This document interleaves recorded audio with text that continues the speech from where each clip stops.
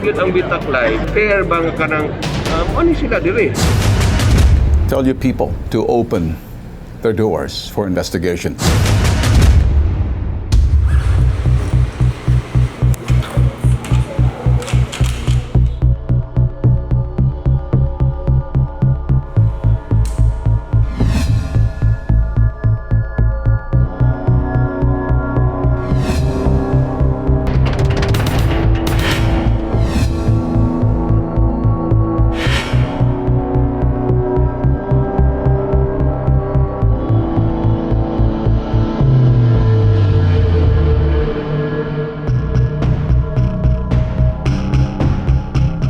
Ganito kami sa BITAG. Walang malayo, walang malapit, malaki o maliit. Kapag trinabaho ka namin, tatrabahuin ka namin. Kung saan ka, doon ka namin pupuntahan. Ito ang BITAG.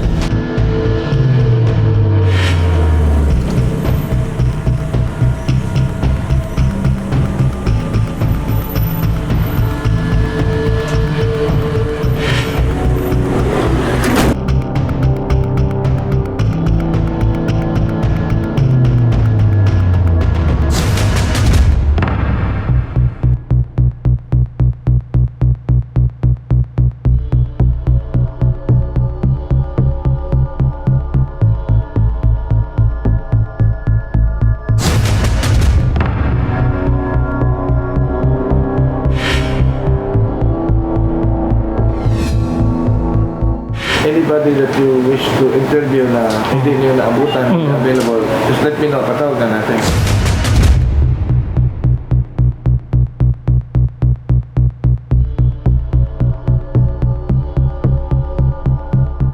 Paano naman? Yung governor natin ay naka-quarantine. Ang bihira naman kayo. Hindi ba inimbita ako ni Job, sinamon ako na pumunta dyan. Eh ngayon, pumunta ka. Can you go kay Gob pagkatapos sabihin mo mag-i-interview mga tao at Mr. Tulfo sa BITAG?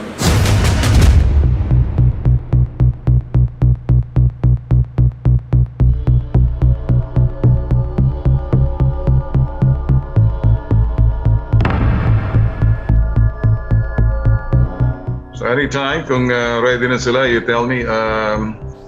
Click to answer. You have an idea kung sino-sino yung mga kausap natin ngayon? Yes, sir. Sir, bali, ito po si Congresswoman Gracie po, sir. Okay, that's fine, that's fine. Okay, hello. All right. Okay, good. Is that good enough? Sir, bali, andito na po si Governor Victor po and then si Dr. Kagampang, sir. Okay, sige. If you guys are ready, we're ready. So, the formal interview now, okay? Give me a signal kung ready na so we can start this quickly. Okay? Magandang hapon sa inyo lahat dyan sa Zamboanga del Sur, Capitol. We're glad that you allowed us this interview. Good afternoon sa iyo, Governor Yu, and the legal officers and the rest of the nurse and the doctors of Zamboanga del Sur Medical Center. Kami nagpapasalamat. And we're still deciding whether we're going to have to fly tomorrow or we have to do this and get this over with because nagbigay si Gov. Gov, thank you so much, Gov, sa opportunity for allowing us this. And I understand that you're supposed to be on a quarantine because you were exposed and yet you did this. Maraming salamat, Gov. Napanood ho namin yung press con ninyo nung I think it was last Friday. And we took note doon sa nangyaring press con. And we transcribed everything there sa lahat naman nagsalita. And then we did the investigation by also doing our own investigation prior to flying yung mga staff ko kaninang umaga. Talagang pinagkakalob namin na marinig ang panig ng mga inaakusahan at doon sa mga nagrereklamo, na kasama ninyo ngayon dyan, para patas lahat. Kung medyo makausap natin si Dr. Delia Pastoriza, siya yung unang doctor ng outpatient department sa Zamboanga Medical Center. Yung unang doktora na nakausap daw umano ni Romel at yung itong asawa ni Romel or kinakasama ni Romel. Okay, Dr. Pastoriza, March 24, anong oras nyo nakausap itong mag-asawa or magkasama si Romel at saka si Genevieve? Anong oras sila dumating sa Sumbong del Sur Medical Center? Kung inyong natatandaan. Sa record po namin, sir, at the outpatient department, 2:06 in the afternoon. Doc, anong ginawa ninyo nung nakita niyo si Genevieve, yung pasyente? Anong una agad ginawa ninyo, Doc? Anong service na provide ninyo? Did you check her up? Tinignan niyo ba kung anong kalagayan? Anong reklamo? Kasi kung 2 o'clock in the afternoon, well, bago na punta sa inyo, Doc, sa outpatient, hindi ho ba dinala muna to sa outpatient department sa clinic ni Dr. Romalyn De Castro? Ng mga tsaka i-refer sa inyo, 2:00 na. Baliktad po. Ako ang nauna. Anong oras ho yun? Sinabi niyo 2 o'clock in the afternoon. Yeah, because the patient, Andrew Mel, was there at 2 o'clock. Hindi ho sila dumaan kay Dr. Romalyn De Castro? Wait. At the outpatient department, we screen all patients. So, Okay. I took the brief history of this patient. However, it's Mr. Mel who did a lot of talking. The patient herself has not been responding to us or to me. And then finding her problem, which is described as blood in saliva, all the while was thinking it was a blood dyscrasia, so I ordered CBC and blood typing. However, since she is pregnant, and there's an available obstetrician, I referred her to the obstetrician who was also present at that moment. Sabi mo, Doc, ikaw ang unang tumingin. Hindi ba dumaan muna kay Dr. De Castro? Kasi ito rito, dinala ng ambulance, hindi ho sa emergency. Pagkus dinala diretso doon sa sinasabing outpatient department sa mismong opisina ni Dr. De Castro.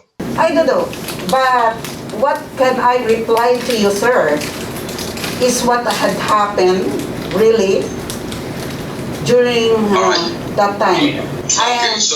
Nandun talaga, nasa record. Hindi ko alam what happened to the previous events because we had a lot of patients. My responsibility to this patient because she's pregnant, I referred here to Dr. Romalyn after interviewing and giving the request of CBC and blood typing. I don't think Dr. Romalyn De Castro only saw the patient after I referred her. That's the real events. Alright. On March 24. March 20, 2 o'clock in the afternoon, nakita mo sila. Kayo ang nasa emergency, tama? I'm not in the emergency room, correction. I'm at the outpatient department. Yan nga ang sinabi niyo, Doc, sa press con eh. Kaya sinundan ho namin yung mga sinasabi ninyo. Lahat ng mga nagsalita ng doctor, tingnan ho namin, cross-check ho kami. We did a cross-check. Sino yung head officer na nagdala doon? Naka-ambulance? Pwede namin makuha pangalan sir. Pwede namin makuha yung pangalan ng city officer na nagdala doon, naka-ambulance? Well, at this point in time, pwede ninyong tanungin yan doon sa city health officer o city health nurse na nagdala sa ambulance, naka-stretcher. Sabi mo sir, kanina nag-investigate kayo and then you confirmed that they brought the patient there with the ambulance with the city health officer. Sabi mo, nag-imbestiga kayo. So we should know what the name of that officer. Saka sino kasama nila. Baka si Sir Romel maalala. We will give you that. I'm still looking because I'm asking another question because you have your day on the conference. And tinanggap namin yon, sinundan namin. I think you investigated that already. So alam niyo na kung sino yon. Kasi nag-imbestiga na kayo. All right, just a minute, Governor. I will eventually be asking you. And I don't want you to be lawyering for the health workers kung sino man to because kami nagtatanong kami, hindi dapat tayo dito nagtatalo. Hindi tayo nag-argue rito. Pangit tingnan eh. I shoot the question, your doctors need to answer us. Instead of you lawyer, because you have your own legal officer there. Siguro sabihin mo sa legal officer mo, kung ayaw na sagutin, they can refuse. Wala namang problema. I think the governor asked the question not to lawyer Dr. Pastoriza, but so that we can cooperate with the city health officer for the proper investigation before the preliminary investigation committee. Just to clarify, Sir Ben, Governor Yu is not lawyering Dr. Pastoriza. I don't have any problem. Thank you so much. You just answered the question. Attorney, naintindihan kong trabaho mo, so I don't have any problem. The mere fact that you said it, that you will be doing the investigation, we can compare and investigate both ways. The office is willing to cooperate with your program, Sir Ben. Romel, sino nagdala sa inyo papunta ng hospital, Zamboanga del Sur Medical Center, matapos kayong lumipat doon, palipat-lipat sa 5 hospital? Sino nagdala sa inyo ron? Yung nurse po doon sa City Health, ang sabi, kung wala kayong malapitan, ihatid namin kayo sa Provincial Dao ng ospital. Ihatid namin kayo. Sir Romel, the entire time na nag-ikot ka sa mga hospital, sinamahan ka na ng City Health Officer? Wala pa. Okay, pagbalik nyo na. Pagbalik na namin doon sa sa City Health ng Pagadian. Pero pag galing nyo sa City Health Officer, hinang-hina na yung asawa mo. Oo. At nag-ikot pa rin kayo sa ilang hospital. Oo. As pagbalik nyo sa City Health Officer, lalong humina. Oo. Kaya ginaidan kayo ng ambulance using the ambulance of Zamboanga del Sur. Zamboanga del Sur or sa city? Gikan rin sa city, sir. Gihatod ngayon dito sa Provincial Dao sa hospital. Using the ambulance of? Gamit ang ambulance ng City Health. City Health. Thank you, Sir Ben, for giving me that opportunity. Okay. That's okay. That's fine. So, nung pagbaba ng ambulansya ng City Health, kasama yung nurse tsaka yung driver, sino nagbitbit ng stretcher? Yung sir, yung nasa unahan po, yung driver po. Yung nasa ula yung nurse. At saka ako, sa gitna ako ng asawa ko. Saan kayo dumiretso? Kay Dr. Romalin Paranal de Castro po. Pagdating namin doon sa emergency room, sir, siguro nasa alauna pasado na yon. Sinong unang tumingin sa inyo sa emergency room? Yung nurse po, sir, nagtanong sa amin, sir. Hindi mo ba nakita yung sa likuran mo naka-violet si Dr. Pastoriza? Ang sinasabi niya, siya daw unang katingin sa inyo. Wala po kaming namit doon na Dr. Pastoriza. Tumingin ka sa likod mo, ayan sa likod mo si Doktora para makita mo. Ayan, yan yung naka-violet. Yung naka-violet sa likod mo. Yan, Opo, sir. Tumingin ka sa likod, tingnan mo, mukhaan mo. Kilala mo yan? Hindi po, sir. Hindi po namin naanoan yung si Dr. Pastoriza. Kung mayroon man po sana sa... Sandali. Romel, stop. Nakita mo na siya. Balikan mo. Opo, sir. Tingnan mo ulit. Siya, si Dr. Pastoriza, ang nagsasabi sa outpatient department ng Zamboanga del Sur Medical Center, unang doktor ang nakiusap sa iyo at kay Genevieve. Hello, Romel. Opo, sir. Baka hindi mo ako nakalala. Hindi ko po naanoan yan doon, sir. Ang nag-ano lang sa amin, sir, nurse talaga doon sa patient department. Dating namin sa emergency room, agad naman kami in-entertain ng nurse. Ang sabi sa amin ng nurse, mayroon ba kayong pang-bayad? Sabi ko, ma'am, wala po akong pera, ma'am. Baka naman pwede niyo kaming tulungan. Nung time na yun, sir, binigyan kami ng yung admission paper para papirmahan ng asawa ko at doon na kami nilagay sa tent. Ang tinanong sa amin kung ano ang nangyari sa asawa ko, sinabi ko naman kung ano ang naramdaman niya nung sumusuka siya ng dugo. Agad naman po siya tinusukan ng dextrose at agad naman po kami pinahiga doon sa tent. Okay, so wala kayong nakitang Dr. Pastoriza? Wala po, sir. Sinabi ni Dr. Pastoriza siya ang unang tumingin ng doktor sa iyo at hindi si Dr. Parangal de Castro at ang ito'y titistigo rito yung sa City Health na nagdala sa inyo gamit ang ambulansya ng City Health, dinala kayo sa opisina mismo ni Romalin de Castro sa outpatient department. Opo, sir. Pwede magtanong, sir, kung sino yung nurse talaga nagdala sa kanya? Malalaman natin yan, Gov, kasi nandiyan naman yung legal department natin para sundan yung investigation namin versus yung sinasabi ng sa conference room. Actually, kilalanin ninyo yan kasi may coordination naman yung local government unit ng LGU, City Hall or sa city, and then sa provincial. It's so easy to find out who the nurse is. Can you hear also our side? Because this is an invented story. It's unfair for us. Napakalayo ng istorya, sir, excuse me, napakalayo ng istorya ng kliyente. We will just ask permission from Ben. Observation lang. Kasi malayo na eh. Pag mamaya pa yung other side, ano naman, mawala na sa story. Wala na, malayong-malayo yung istorya niya. Mali yan eh. I know what happened in March 24. What we're doing is presenting everything that we have versus your press con. Hindi sana nangyari ito kung sakaling inopen nyo yung door ninyo for interview, but you did something and you went into press con. And I think that doing a press con, saan ba nangyari yung balita? Saan ba pumutok yung issue? Hindi ba sa amin, nilapit sa amin? Subject for validation. So, but then again, you made a statement, so we followed that. And then at the same time, you claim that it's recorded, so titingnan natin ito ngayon dito. Sa akin kasi, hindi tayo pwedeng gumawa rito ng falsification of public documents.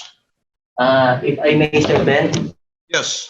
To answer your question why the doctors have decided to air their side to the press conference and not to answer directly the investigation of BITAG, Sir Ben. Early in that morning, Sir Ben, they went to our office. And then, I'd just like to point out 3 questions that they asked. By the way, Sir Ben, we are composed of a number of, I think, during the time we are three lawyers raised them. One of the questions that was significantly asked to us by the doctor, Sir Ben, is that what are the proper authorities that could investigate these kind of issues? So our answer was, I think for the hospital, the Department of Health can investigate. The PRC, if the complainant want to go against the license of the doctors and the rest of the medical practitioners, and the prosecutor's office and the court, in case the complainant would want to file a case against the doctors. And during the time, as early as May 6, Sir Ben, the preliminary investigation committee was already created by the governor, and we are conducting already our investigation. The preliminary investigation committee. So as not to preempt the investigation, Sir Ben. Alam mo, kayo kasi ang nag-advise sa mga doctors on behalf of the healthcare professionals for that particular facility. You did the advice to them. All right? And that's the reason why I don't blame them for speaking at the press con. And this is exactly the offshoot of everything. Our categorical answer to the doctor, Sir Ben, is not yes or no. We just informed them of their rights, Sir Ben. And it's up to the doctors, whether or not.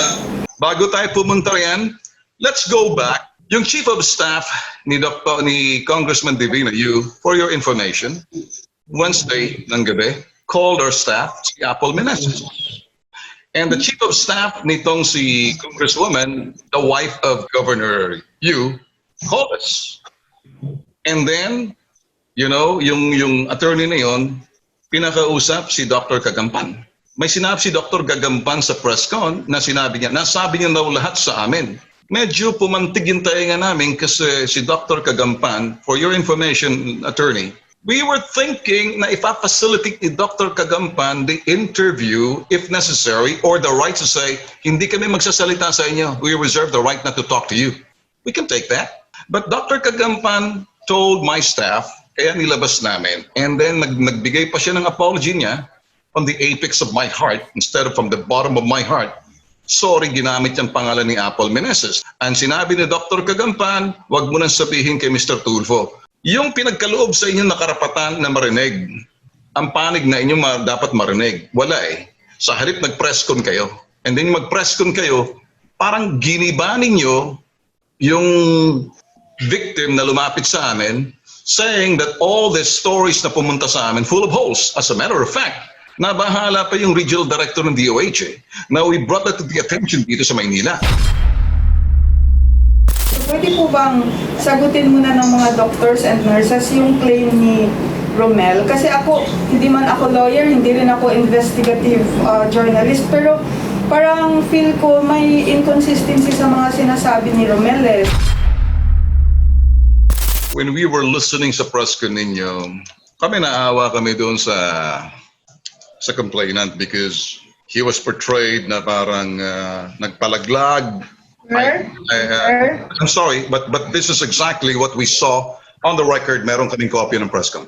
Parang sa akin, parang tinuturuan pa ni Romel mga doktor ipalaglag yung bata. Sir, naawa ko kayo kay Romel, Sir Romel. Hindi mo ba kayo naawa sa mga doktor na ginawa ng istorya na sinabihan? Congresswoman, And sir, Congresswoman, it's not between you and me now. Hindi pa naman sure, sir, na tama yung sinabi ni Sir Romel. And hindi niyo pa rin sure kung tama ba yung sinabi ni Doktor. You know what, Congressman? Just like what I told your husband, are you lawyering now for the doctor? You have your own lawyer? No, sir. We're not. Okay, I'm not lawyering for the doctor. Saka hindi naman to case. Hindi naman to sa Congresswoman, court, sir, please. We're not arguing between you and me. Let the accused and the accuser speak for themselves. Magpa-facilitate lang tayo rito eh. I don't want me, you, or the governor. May legal kayo eh. And that's exactly what the legal's job is all about. Let the accuser confront the accused, and let the accused confront the accuser. That's the due process.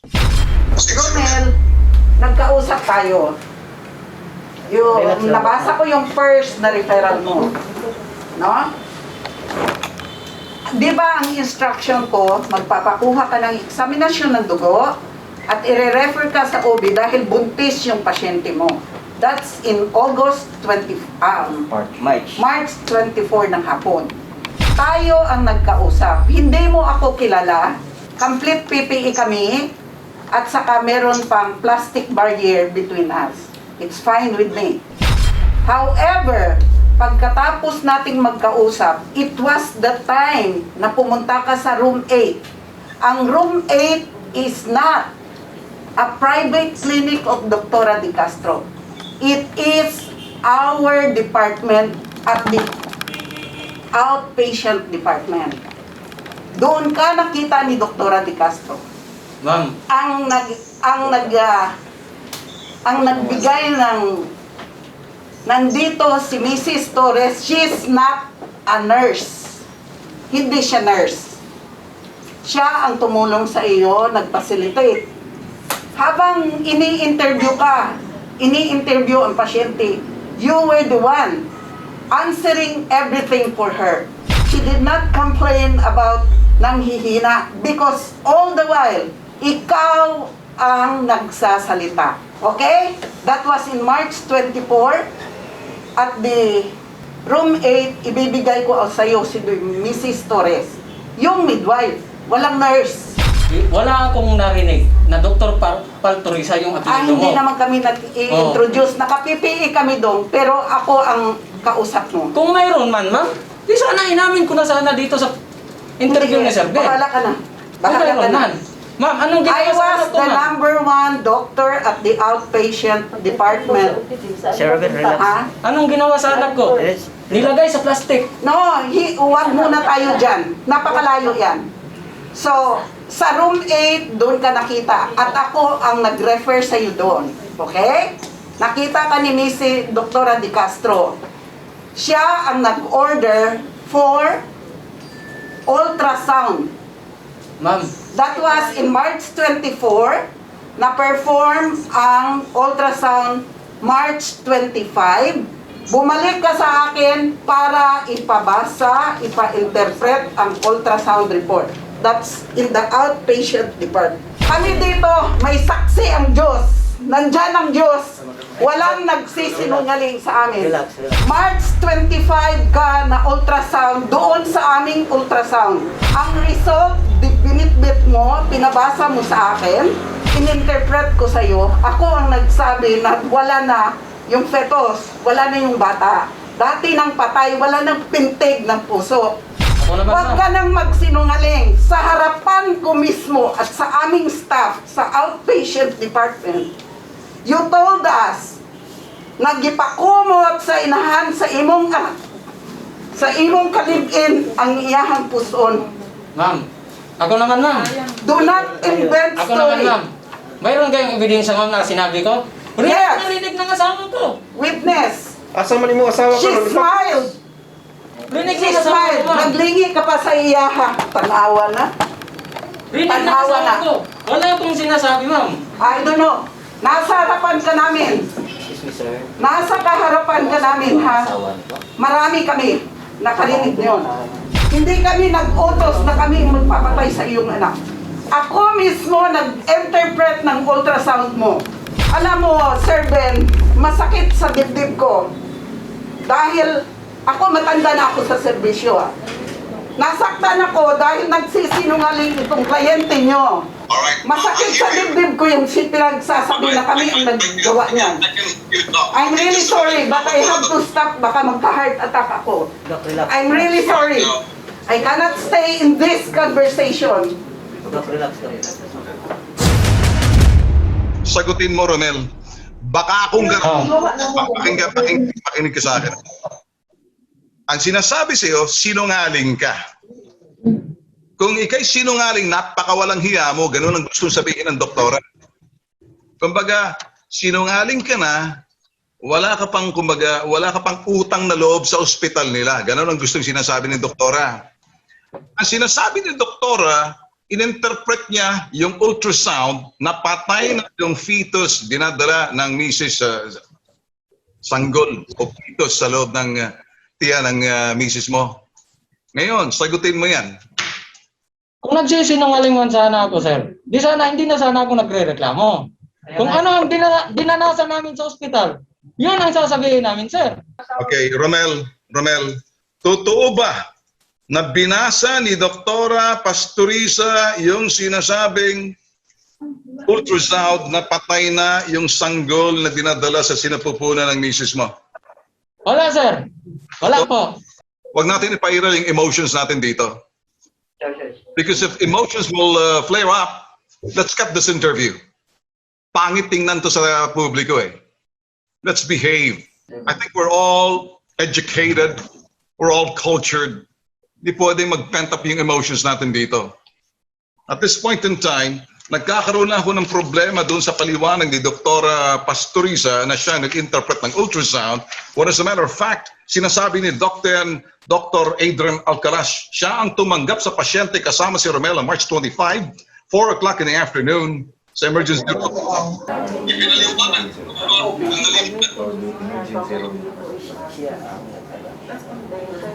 Can I talk? Yes. Can I talk? Doktor, Yes, Pastor Asa. Yes, sir. Can I talk?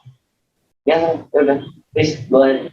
Because if you want to talk, talking here, there's no point of doing this. I'm saying something dito which is very important na gusto kong makita yung sinasabi ni Dr. Pastoriza. Siya nag-interpret ng ultrasound ng Mrs. Noromel, ng 24 pa lang, binasa niya. Samantala si Dr. Adrian Alcaraz sa press conference, please let me finish. Pay attention to what I'm saying kasi nanggaling to sa press con eh. Hindi namin gawa-gawa to eh. There's just inconsistency sa nakikita namin. The same matter, may inconsistency nakikita nyo sa pasyente. So sinasabi ni Dr. Adrian Alcaraz, siya raw tumanggap sa pasyente kasama si Romel ng 25 for emergency room. Ipinaliwanag daw ni Dr. Alcaraz kay Romel sa base sa ultrasound ni Mrs. patay na yung baby niya. Nagkwento raw si Romel na uminom siya ng Mrs. niya ng gamot pampalaglag. Ngayon, parang bakit sinasabi to ni Dr. Pastoriza? Parang redundant sa sinasabi ni Alcaraz. Si Alcaraz wala ngayon dito. Balik ako, ha? Nag-relax lang ako, sir. Okay, sige. Bumalik ka, Dok. Baka naman ma-heart attack. Balik ako. Okay, good. Kasi 4 o'clock, ako nagbasa ng ultrasound, tinawagan ko kaagad si Dr. Romalin. At ang plan ng OB is really to admit the patient para ma-initiate sa labor para maigawas yung dead fetus. That time, sa emergency room, ang duty is si Dr. Alcaraz. So, pinorward yung wife niya together with him sa ER. Yan ang flow. Then pagkatapos niyan, hindi ko na alam ang what would happen. Yung didipinsahan ko lang, yung nangyayari sa outpatient department. Doc, Malayo-layo yan. Doc, So, Doc, kung anong nangyari after Alright, Doc, stop. Hindi ko na alam. Kasi kung hindi mo ako papasalayin, you are now talking. Wait, let's talk question and answer. How come magkaparehong sagot ninyo ni Dr. Alcaraz at ikaw, iisa mga sinasabi? Ikaw 25, ikaw 24. Ronel, 24 sinabi mo in ultrasound? Kailan ba talaga nangyari yung ultrasound? I want to find out. 24 po kami in-ultrasound ng asawa ko. Anong oras nangyari ultrasound nung sinasabi mo? Alas 2 po, sir. Sir, namin record sa ultrasound niya, 25. Pizza! March 25, 2021. Most likely, alas 2. Walang oras kasi dito. Nakuha na natin ito. Okay na tayo. Ako lang. Alright, kinuha na natin. Ito lang po. Hindi natin pwede. Okay, Doc, we're not saying we're trying to destroy yung sinasabi ninyo. We're taking note of that. So, Okay. kinuha. So, yun lang pong depensa ko. Hanggang dyan lang ako. Okay. Can I get out now? It's Because it's getting late. Sige, Okay. Doc. Sige, kung gusto mo. Ngayon, ang sa akin lang dito ngayon, ano? Romel, anong oras at anong araw pinunasan ng Jerry yung pwede na misis mo? Yung ultrasound po ng asawa ko, sir? Yung pagpunas ng jelly sa puwerta ng misis mo, yung nurse. Tanghali na po ng 25, sir. Tanghali ng 25, pinunasan ng jelly. Opo, sir. Nurse. Midwife po, sir. Midwife. Right. Sinabi pa sa iyo, kasi meron bang doktor tayo, Dr. Kagampan? Yes, sir. Kasi wala na si Pastoriza, umalis na eh. Kasi I always have asked him, si Dr. Pastoriza, na-explain pa sa pasyente pagpahid ng gel sa puwerta ng misis niya na para ma-induce lumabas yung bata. Ano ba yung gel na yun, Dr. Kagampan? Sa pagkaalam ko, Sir Ben, ito namin ginawa na baka ang ibig niya sabihin nag-IE, internal examination. So yung with the gloves, para makita kung open yung cervix, Sir Ben. So kailangan ng internal examination gamit ng fingers. So before mapasok mo sa ari ng pasyente, kailangan mo nang lagyan ng KY jelly para madaling mapasok, para makita yung ma-feel doon kung open na ba ang cervix or hindi. Alright. Sinabi ba kaya, Doc, ng mga doctors natin, Pastoriza, De Castro, or Adrian Alcaraz, na sa pasyente, yung procedure kung bakit pinunasan ng jelly yung puwerta ng misis mo? For me, Sir Ben, kailangan nasagot yan ni Dr. Alcaraz, pero sa amin, sabihan talaga, Sir, nga, mag-IE muna kami. Yun ang short term na internal examination para malaman namin. So, sabihan yan, Sir Ben. So, nung pinunasan ng jelly kasi, yun ang pagkakita ng pasyente na pinunasan ng jelly. Romel, anong araw pinunasan ng jelly yung puwerta ng misis mo? 25 po ng tanghali na po, sir. Midwife ang nagpunas? Midwife po, midwife. Pinag-midwife, bakit pupunasan yung jelly, yung puwerta ng misis mo? Ang sabi ng midwife, kaya pupunasan namin to, sir, para yung mayroong sinusukat, sir, na 1 cm, 2 cm, 3 cm. Anong ibig sabihin no, na ang bata buhay, patay? Wala pong inano sa amin, sir. Ang sabi lang, lalagyan nila ng jelly para susukatin nila kung yung inano na 1 cm, 2 cm, 3 cm. Albert Romel, kabalo naman ka, sabihin mo lahat. Sinabihan ka ni doktor na patay na yung bata. Wala, ma'am. Wala, ma'am. Were you there? Hindi ikaw yung humarap sa amin, ma'am. Ang humarap sa amin doon, lalaki, ma'am. Lalaki. Si Dr. Alcaraz. Hindi, yung isang nurse doon na parang bayuton siya. Yun, si Dr. Alcaraz. Hindi, ma'am. Hindi, ma'am. Mapayat na lalaki, ma'am. Walang nurse na lalaki. Mayroon, ma'am. Mayroon. Alam ng asawa ko yan, ma'am. Mayroon, ma'am. Si Dr. Alcaraz at saka yung midwife na nagkayat sa iyo, nagkuha ng data. And sinabi mo pa na pinainom yung asawa mo. Ma'am, Ano, gamot wala kaya kaming na- sinasabi, ma'am. Ganon. Kahit ipatawag ko yung manugang ko, ma'am. Kahit ipatawag ko yung manugang ko. Please lang, magsalita ka ng totoo. Ma'am, nagsasalita ako ng totoo, ma'am. Kung anong pinagdaanan namin, yun ang sasabihin namin. Anong ginawa sa anak ko? Nilagay sa plastic. Balik na po, drama, kaayo, pang-show. Let's Dagdag kayo nagreklamo, ma'am. Nang mga pasimpitan na, ma'am. Dili na ko. Gibutang ka sa 10, asa nga 10? Sa gawa sa emergency room. Mo pala among butanganan kay dili pa man ka masaka sa ward kay wala pa may vacant unya gimonitor pa man ka kay nahulat pa sa imuhang kuan swab antigen result. Mao wala pa ka masaka sa taas. Then gimonitor ka, BP ang pasyente, dili ka ang pasyente. O nganong hibawaan man nga pila ka CM kay gimonitor. Oh, dili pa masaka sa delivery room kung dili pa mag 4 cm. Kung di pa ma-open ang service kay unsa may buhaton sa delivery room. Dili pa na gawas ang fetus. Kung dili ma-open ang cervix. Sulti po sa tinuod. Kasakit kay sa among part. Grabe kayong tira sa mua.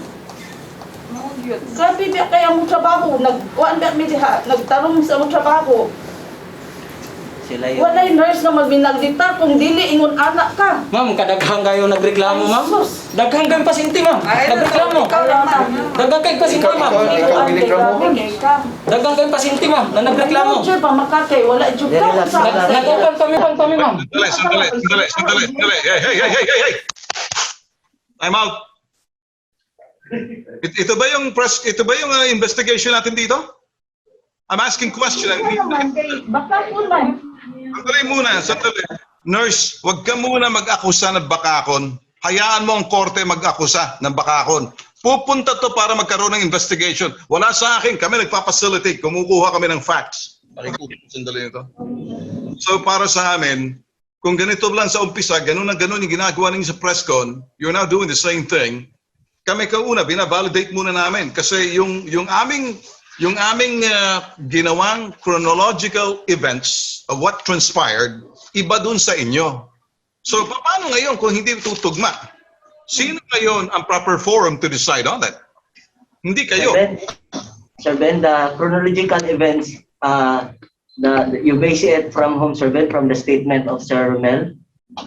Well, basically, sinundan namin yung mga sinasabi ninyo. Kino-compile natin, may conflict eh. There's a proper forum for this. Ano bang purpose namin dito? First, kami, we don't know anything what's going on out there until we receive a complaint. It's a very simple complaint that we call your attention to the hospital. What did we do? Makaabot man lang sa inyong administrator. What did we do? We wanted to reach yung office ni Gov para malaman ni Gov and so the Gov can do the investigation properly. What happened here? Dr. Kagampan, we were calling you. We even called yung sinasabing Department of Health Regional Director para pagdating sa pagdating to makita. Instead nag-ventilate tong reklamo na to because something else. Alam mo, Doc, may karapatan naman kayo talaga kung ayaw ninyo magbigay ng statement. It could have been written in black and white. It's a very simple that way na nandoon na yung araw na yun eh. The opportunity na tumawag kayo sa amin, tinanggap namin na maayos ang tawag ninyo, and then we waited for you to eventually give us your statement. Whatever statement it is na nanggagaling official, this is from the office of the governor or the director of the hospital, and then with the legal CC copy, ito yung nakuha. Thank you so much. Thank you so much for bringing this matter to our attention. We do not condone this. If indeed it's true, then we will do the investigation ASAP. Ganun lang kasimple. We end the story there. Naintindihan mo ba ako, attorney? Sanay kami sa pagkanyang klaseng ano eh. We don't attack you there. Look, hindi kami yung mga ibang media, iba kaming media. We listen to you. The opportunity na kumbaga Dr. Kagampan, kung ikay sana nagbigay ng pahayag naman lang na official in letter. A due diligence were made, attorney. Due diligence were made on our part to contact you to get your side of the story. But, you know, you didn't avail of that or the due process where the right to be heard on your part, whether a piece of note, one sentence lang, na nanggagaling sa inyo sabihin, we do not condone this. And besides, it's a public hospital. You're using You're using a public money. You're using a taxpayer money. So you will be open for, you know, well, under the scrutiny of the eyes of the media, as investigative media, if indeed nangyari ito, we're not accusing you. But now, parang meron ng reason for us to come because kung ginawa ni Dr. Kagampan, nagsalita na lang at natigil na sana to eh. So nang nag-press con kayo, nakita namin, the way we look at, we transcribe everything that you guys said. So kinuha namin ngayon. Sir Ben,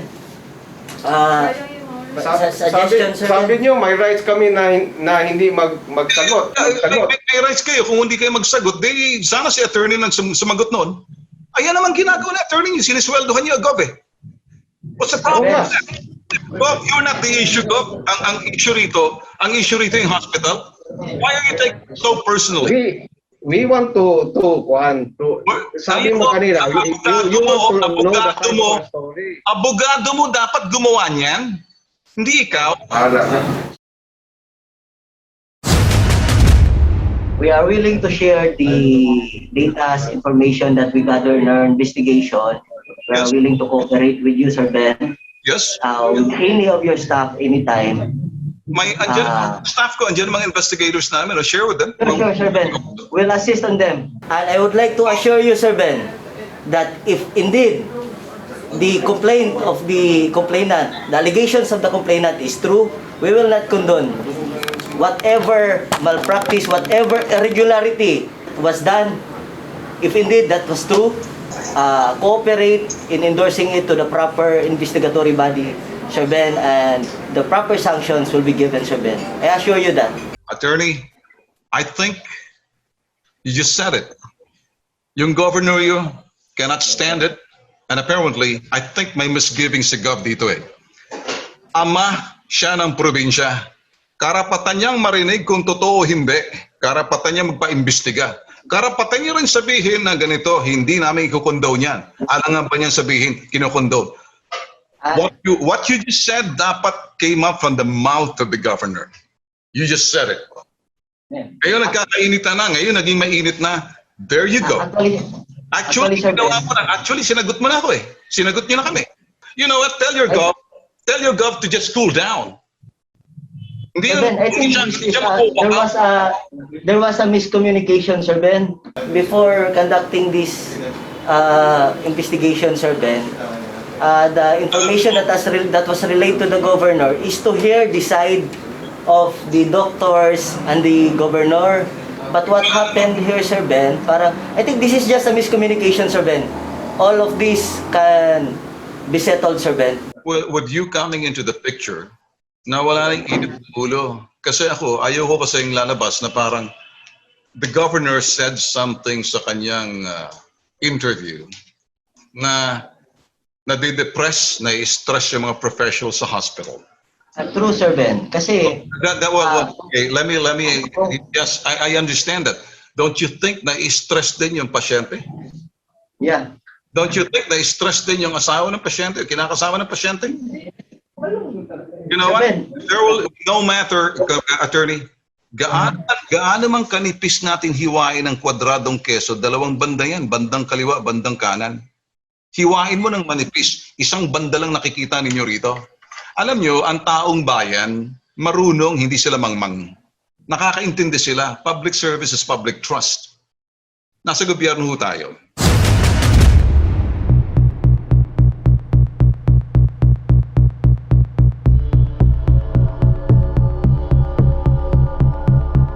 Bakit hindi kasama yung misis na Romel? Ay, as per Romel po, hindi daw po nakakapagsalita yung kanyang misis. If the wife will not cooperate, then it's the story of Romel and wala na yung pasyente roon. Tama po, sir. Kahit na paano dapat magsalita yung pasyente. Bakit si Romel ang kasama ng hindi kasama yung pasyente? Yun nga po, sir. Tama po. Hindi ba kayo nagduda? Yun po, hinanap din po namin, sir, pag nung nakita kami na nasan ang kanyang misis, sir. Bakit tinatagod na Romel ang kanyang misis at siyang mamaharap? As per sa kanya po is nagpapahinga pa daw po at kasalukuyan Bakit pong hindi pwede makita yung kanyang misis? bukas daw po, iharap niya daw po. Tomorrow, this is my instructions. Yes, sir. I'm now starting to doubt Romel. Okay po. Do you understand what I'm saying? Yes, sir. The reason kung bakit everything that we're doing is to test the integrity of Romel, and Romel is only the ones talking. Maliban na lang kung deaf mute yung misis, then hindi siya pwede siya magsalita. So si Romel, I seem to have little doubt kasi hindi natin makausap ang kanyang misis. Pagkatapos, hindi ko na antindihan kung nag-iinarte. Kasi siya ang humaharap sa atin. Ayaw niya misis niya. Tama po. Pinakausap natin, ayaw makipag-usap ang misis niya sa atin on Saturday. So it created to me a little, parang gray area ron.